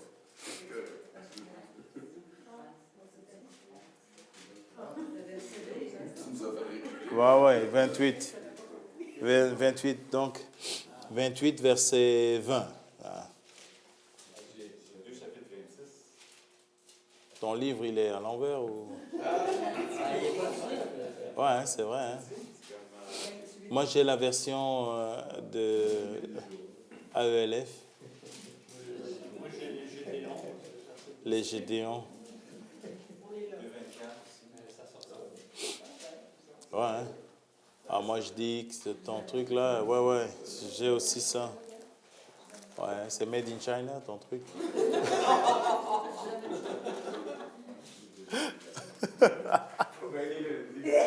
Ah, ils vont payer des taxes là, sur les Bibles. Donc, mais la sagesse, où la trouver? L'intelligence, quel est son lieu? Elle a été cachée aux yeux de tout vivant et dissimulée à l'oiseau du ciel. L'abîme et la mort ont dit, nos oreilles ont perçu sa renommée. Dieu en a discerné le chemin. Il a su, lui, où elle était. Puis il a dit à l'homme, la crainte du Seigneur, voilà la sagesse. S'éloigner du mal, voilà l'intelligence. Donc, dans une circonstance comme celle-là, comme celle que vous venez de dire, dans toutes les circonstances, les situations que nous avons vécues, la question c'est donc, y a-t-il de la sagesse dedans? Y a-t-il de l'intelligence dedans? Au fond, c'est vers quoi Dieu nous conduit-il? Voilà. Que devons-nous, vous voyez comment est-ce que le Job finalement finit par se mettre en perspective, en situation. Ses amis l'enferment dans la source de sa faute et donc dans son mal. Et puis, lui, sa vie constante, aujourd'hui, le mal l'enferme dans on va dire la force du mal en action. Mais à un moment donné, l'appel de Dieu, l'intelligence, la sagesse, doit le mener plus loin. Alors, on a vu ça, par exemple, lorsque il y a eu un évangile où il y a des gens la tour de Siloé était tombée sur des gens. Et puis d'autres ont été massacrés par des hommes de Pilate. Mais alors, Jésus dit, mais croyez-vous que ces gens, ils avaient plus de péché que vous? Et donc, au fond, quelle est la présence de Dieu dans ces événements? Ces événements sont des opportunités pour grandir en sagesse et en intelligence. Donc, il y a une lumière nouvelle. Donc, vous voyez, la présence de Dieu apporte un sens à ce que je vis. Alors, c'est très étonnant qu'en plein marasme, Job émerge par une recherche de sagesse, une quête de sagesse. Donc, le problème de la sagesse, tout l'enjeu, c'est de te sortir et te mettre dans le point de vue le plus élevé. C'est comme ça que Aristote définit la sagesse, dans le livre Theta de la métaphysique. Donc, il dit ceci, c'est le point le plus élevé. Et le plus élevé pour nous, c'est Dieu. Donc, que voit Dieu dans ce que je vis? Est-ce que je peux avoir accès à cette hauteur de Dieu? C'est pour cela que on a toujours invoqué, on a dit que Jésus enseigne le plus à la croix.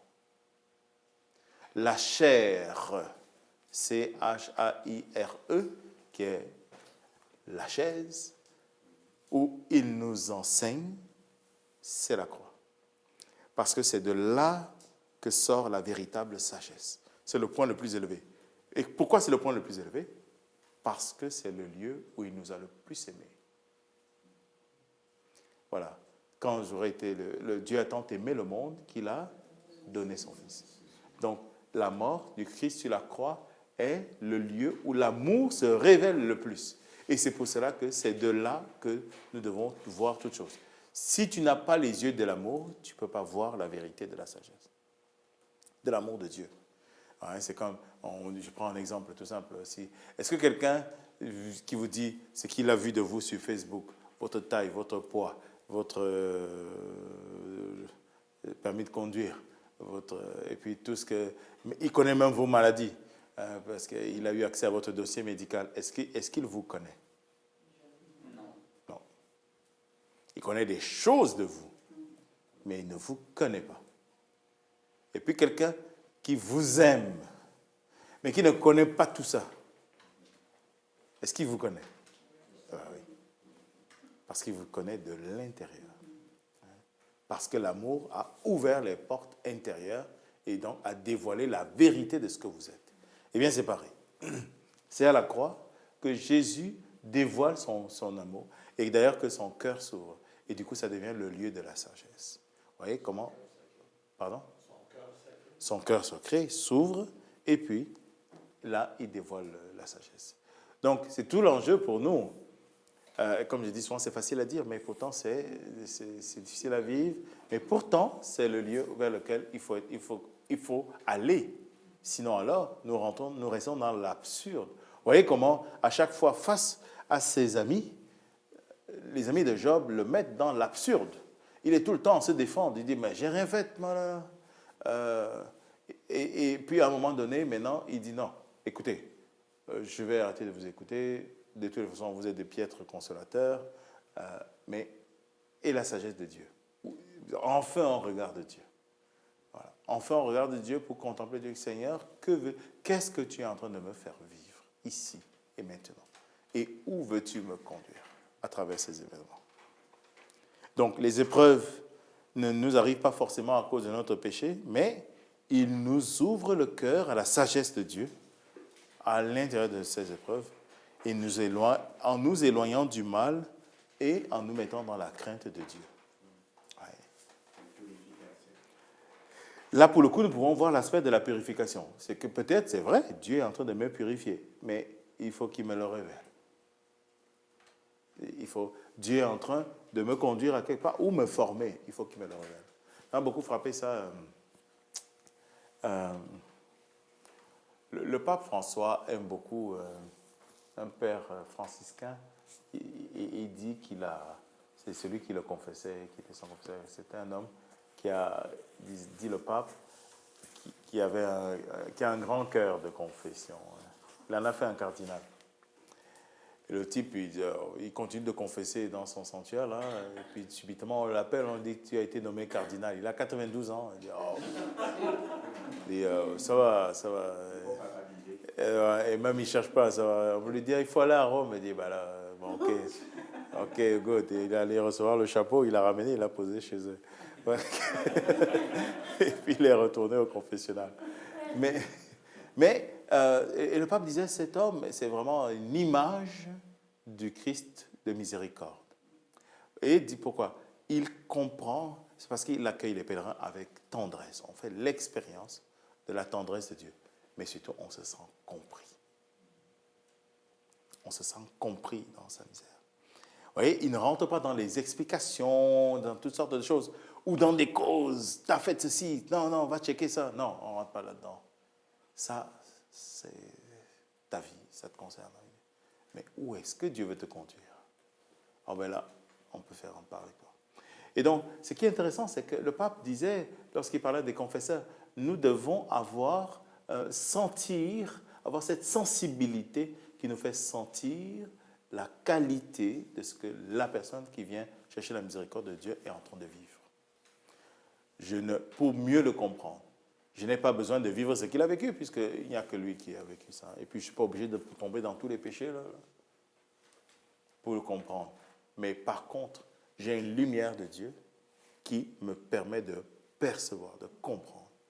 Un peu comme, j'ai cité Monseigneur Lagrange là, qui disait, « Ah, si tu n'as pas souffert, arrête de parler de la souffrance. » Donc, pourquoi? Parce que c'est une expérience qui t'apporte une sensibilité, une qualité de compréhension qui te permet alors à la personne, à l'autre, de te conduire. Vous vous souvenez de Mamie Rose? Oui. Mamie Rose, c'est ça qu'elle a réussi à faire Alors, on va te donner le livre de Mamie Rose. Oui, tu vas le lire. Ouais. Et c'est ce petit garçon qui est mort de cancer et puis Mamie Rose va le voir à l'hôpital et lui fait faire tout un chemin.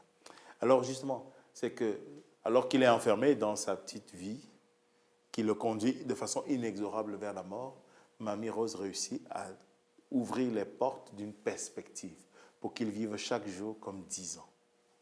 Alors qu'il vivait chaque instant comme un pas de plus vers la mort, maintenant il vit chaque jour comme 10 ans. Plénitude de vie. Alors c'est ça l'enjeu pour nous.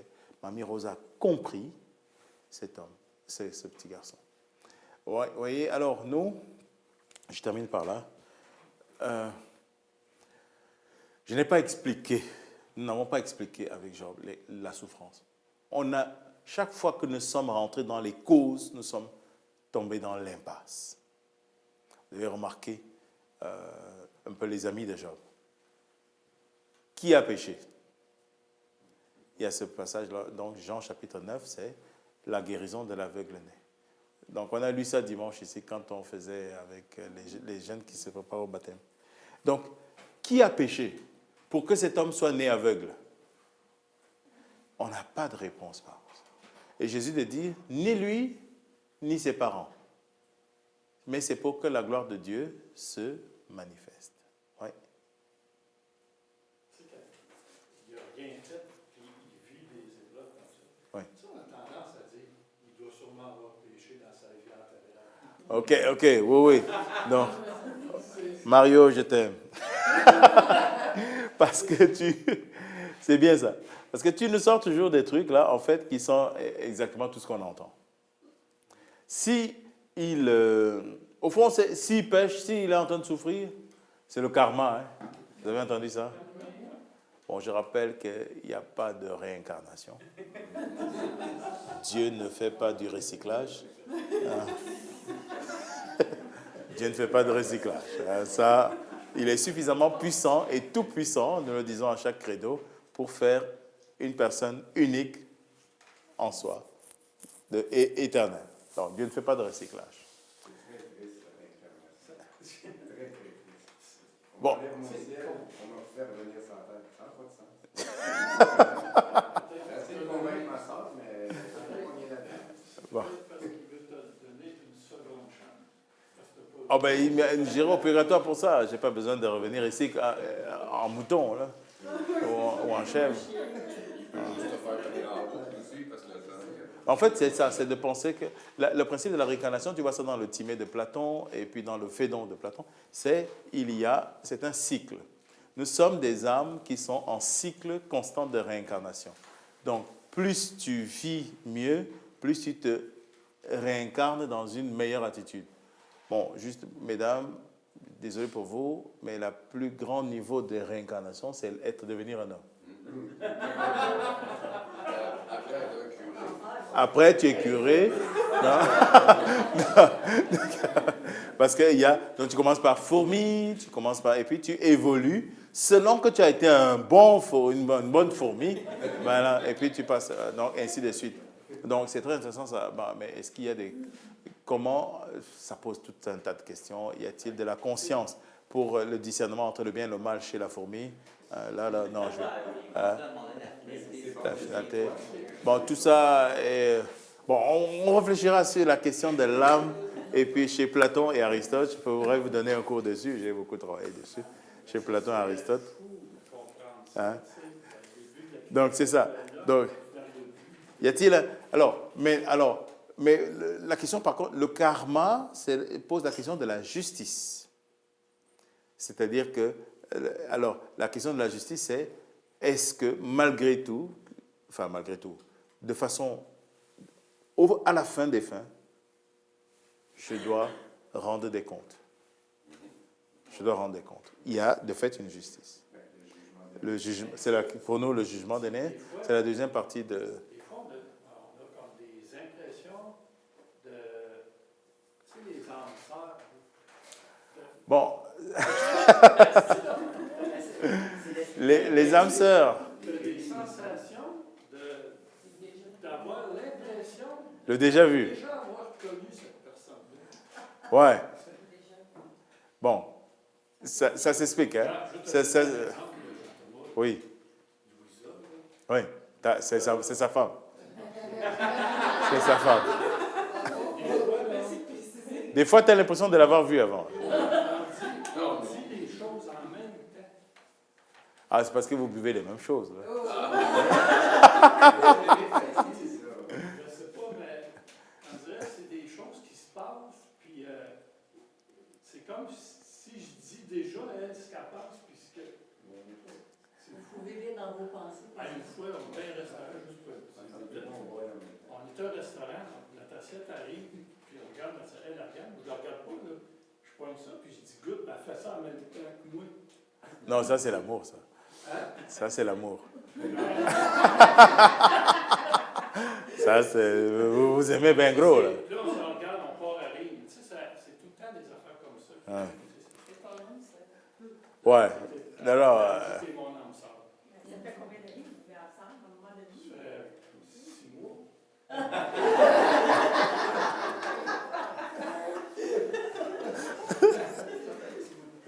Un petit bout quand même. Donc, en tout cas, ouais, c'est ça. Donc, mais pour terminer sur la souffrance, on voyait comment est-ce que la question, c'est une impasse de chercher à la cause de la souffrance. Ce n'est pas la même chose que chercher la cause d'une maladie, par exemple. On ne peut pas te soigner si on ne trouve pas la cause. Donc, mais rentrer dans la culpabilité causale ne nous avance pas. Mais rentrer dans le pour qui, je rentre dans une dynamique de sagesse et d'intelligence qui transforme alors ma souffrance en opportunité, en mouvement de croissance. Du coup, je m'ouvre à ce vers quoi Dieu m'appelle à travers ces mouvements, à travers cette souffrance. Alors, un petit détail, par exemple. Combien de temps Job a-t-il vécu cette situation? On ne sait pas. Est-ce que c'était 1 jour, 15 jours, 10 ans? Donc, ce qui veut dire que ses amis sont restés là. C'est des vrais amis, ça. Ouais, même s'ils sont des piètres amis. Job, il se situe dans quelle période dans le temps? C'est ça, on n'a pas... C'est comme une espèce de fiction. D'ailleurs, Job n'est pas juif. On parle de Dieu, on ne parle pas des choses qui sont liées à l'histoire sainte. Jérusalem, sortie d'Égypte, libération, Moïse, il n'y a pas ça chez Job. Ça semble être un récit d'une sagesse qui implique Dieu. Les noms sont des noms de la Mésopotamie. Ça devait être un texte qui devait être en circulation dans les régions et qui est tombé dans les mains de rabbins et qui l'ont intégré dans la Bible comme sagesse. Mais Saint Paul dit des mots en effet de dire c'est quand je suis faible que je suis fort. Que je suis fort. Exactement. Dieu. Puis dans nos on dit que Jésus marche avec nous dans la souffrance. Puis pour n'importe qui a vécu de la souffrance, vous avez sûrement eu cette rencontre-là aussi, là, Oui. où Dieu est tellement présent pendant qu'on est dans la souffrance. On se sent porté. Oui, tout à fait. On se sent porté et ça donne un sens. C'est là tout l'enjeu. Mais il y a un mouvement pour arriver à ça. Et parce qu'on passe par plusieurs étapes. Il y a souvent ces étapes où... La première étape, c'est Job qui maudit le jour de sa naissance. Pardon pour l'expression, il est en tabaslac. Il a un tabasla qui est fâché, tout ce qu'il avait. Christ. Et ben, c'est ça. Ah. Voilà. Et donc, petit à petit, donc, il rentre jusqu'à chercher la sagesse de Dieu. Il va plonger avec ses amis dans le pourquoi, qu'est-ce qui m'arrive. Et jusqu'à un moment donné, il va chercher la sagesse. Il va sortir de ça. Donc, il y a un mouvement. Vous voyez comment? Et petit à petit, il va d'abord comme adopter cette souffrance et l'intégrer, vivre avec pour y trouver Dieu. Parfois, je pense qu'on a des attentes envers le Seigneur. Ouais. Des grandes attentes. Dans la souffrance, on prie en voulant avoir des attentes. Comme si on pense qu'il va nous donner. Et il faut... Bonne question. En fait, vous ouvrez la prochaine fois quand on va... Lorsque Jésus rentre en agonie, c'est une agonie assez curieuse. Parce qu'on appelle ça l'agonie, mais il est toute là. Normalement, un type qui est en agonie à l'hôpital, il n'est pas là, il n'est plus là, c'est fini. Donc, Jésus a pourtant les symptômes d'une agonie réelle, mais avec toute sa conscience. Et que dit Jésus dans sa prière? Père, éloigne de moi cette coupe. Mais non pas ce que je veux, mais ce que tu veux. Donc, on va essayer de comprendre ça. Ouais, comment est-ce que j'intègre, certes, j'ai des attentes. Seigneur, guéris-moi, je suis malade. Mais non pas ce que je veux, mais ce que tu veux. Je m'abandonne alors au bon vouloir divin. Mon attente, non pas est conditionnée, mais est relative à la volonté de Dieu. Parce que je prie tous les jours, notre Père, que ta volonté soit faite. Ou sinon alors, je prierai notre Père, que ma volonté se fasse. Donc, Amen. Mais je pense que dans la souffrance, c'est comme fâché, mais moi, ce que j'ai appris dans ma vie, en tout cas, c'est la résilience. C'est d'accepter puis de laisser se conduire par Dieu la foi, d'accepter puis de voir ce que ça nous fait. En psychologie, on va de fait développer plus ce concept de résilience, d'acceptation. Voilà. Il peut y avoir une résilience. Nous, cette résilience, elle est en vue d'ouvrir notre cœur à la volonté de Dieu. Il faut donner un but à cette résilience. Il faut créer un mouvement dans cette résilience. J'accepte la souffrance. J'accepte la souffrance, mais Seigneur, Hawaï, ça passe vite là. Oh. J'accepte la souffrance, mais Seigneur, qu'est-ce que tu veux? Révèle-moi vers quoi tu veux me conduire. Et que ta volonté se fasse dans ma vie. C'est puissant parce que dans le Christ, comme tu dis, la volonté de son Père, c'était ce qu'il laissait en héritage à tous les hommes. C'est pour cela que le Christ va souffrir. Les souffrances de Christ sont intenses. Tout ce qu'il va vivre, ce sera largement intense parce qu'il le vit pour nous tous.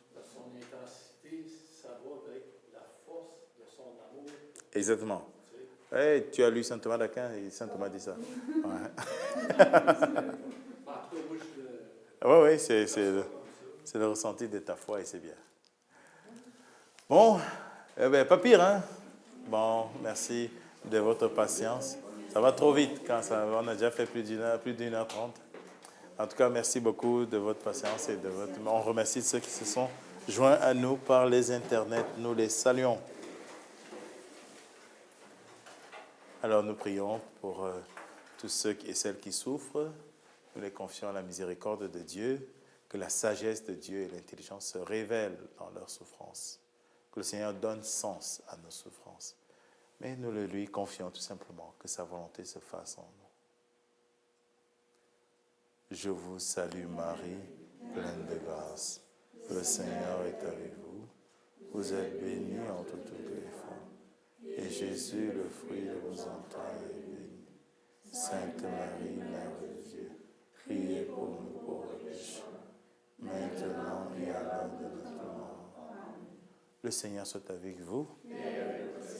Et que Dieu Tout-Puissant vous bénisse, le Père, le Fils et le Saint-Esprit. Bonne soirée. Conduisez prudemment. Hein,